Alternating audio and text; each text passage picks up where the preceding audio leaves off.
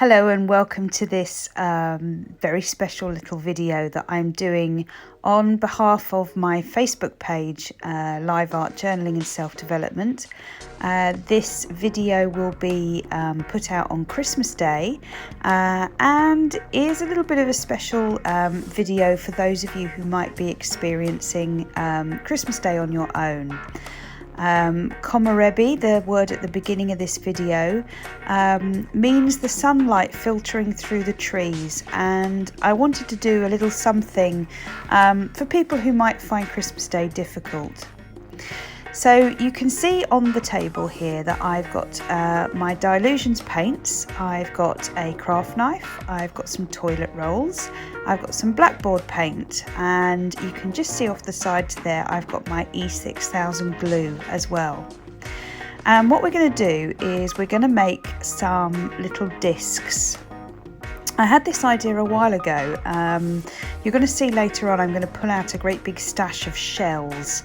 I'm a huge collector of bits and pieces, and I wanted to make a little fun, colourful display to sort of put these bits and pieces in, and this particular one will be for all of my shells.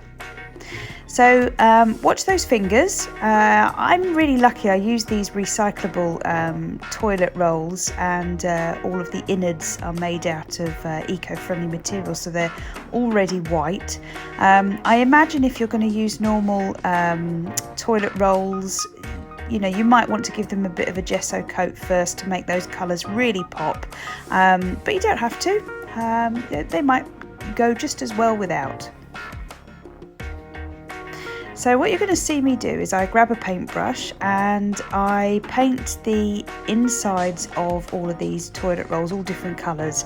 Now, little bit of a clue, you're going to see in about a minute, you're going to see that on my table are a whole load more tubes that you don't see me paint, and you don't see me cut them up either. You know, we're going back to the days of here's one I prepared earlier, but you're going to see all that in a minute.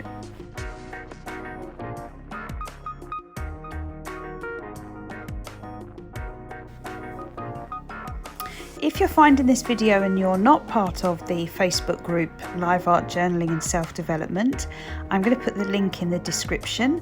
We are a fun, supportive community on Facebook, and we have 2 live videos twice a week for most of the year, apart from December and the summer.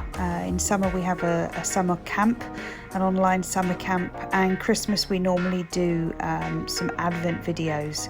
So you're more than welcome to join us. If you just put into the questions when you're asked them on the Facebook page, if you just put in that you've come from YouTube, we'll know where you come from. So now I'm going to grab some blackboard paint. The reason I like to use blackboard paint is it is a very, very good solid black, and it's matte. And I often find that if I'm doing something with acrylic, I like my contrast colour, my black, to be matte as opposed to shiny. You can also see in the background there that I'm painting that paper that's underneath all my circles. In January we will be doing a junk journal tutorial, and I want to have as much scrappy paper as possible. So here you can see my shell collection. I have got an absolute stash of shells. I run a retreat twice a year in Cornwall, and I'm forever picking up bits and pieces. So I'm gathering a little stash of shells, and you're going to see what we're going to do with them later. But once I've got all of my equipment ready and all on the table, I'm going to grab my E6000 and I'm going to start gluing those bits and pieces together. Oh yes, I found this book the other day in the charity shop. It's got some beautiful colourful pictures of fish in it, and I thought they would be really fun to stick them to the back as if they're swimming in the background.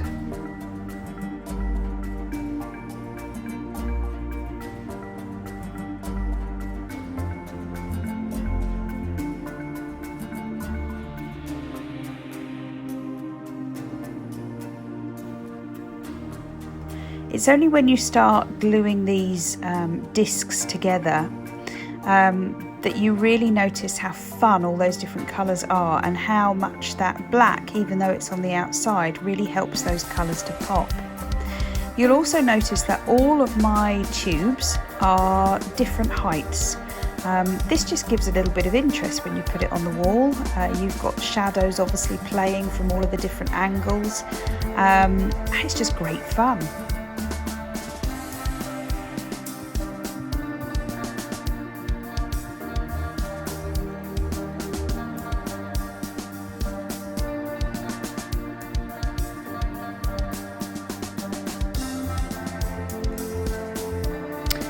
Now I would let your glue dry for at least an hour. You need it to dry really solid because you don't want these popping off from each other. E6000 dries pretty quick, but you know, give it its time. So I'm going to cut out these fish.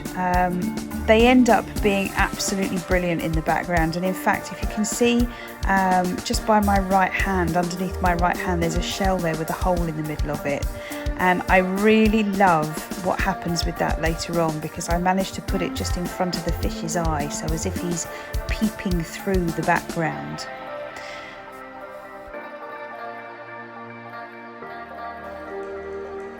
I could not be happier with how these colours absolutely pop. It's like being at some really funky 90s disco. So what I'm going to do to start off with is I'm going to get my fish and glue them on the back. Now you might not have put two and two together to realise that when you're painting these and you sort of lay them all down, the back, when you glue them all together, the back needs to be flat so that it will hang flat against the wall. So I grabbed my glue gun, and now it's just a case of arranging my bits and pieces inside those little holes. Do be careful with a glue gun. I'm quite good at avoiding my fingers now, but there have been many years where I haven't. I think one thing that happens for everybody is that you get these little glue gun strings or webs. I think they look like little spider webs. A pair of tweezers will really easily pull them out. Okay, so here's a length of fabric that I have recycled from old shirts. I just cut it into strips and then sew it together. And it always comes in handy for hanging things, for making little strings. So we've got these really handy loops now that we can just tie some string round, and that's it, done. I wonder what collections of things you might have in your home that you could fill these little pockets with. Thanks for watching. Have the day that you need to have today, and I really look forward to seeing you on the Facebook group very, very soon. Bye!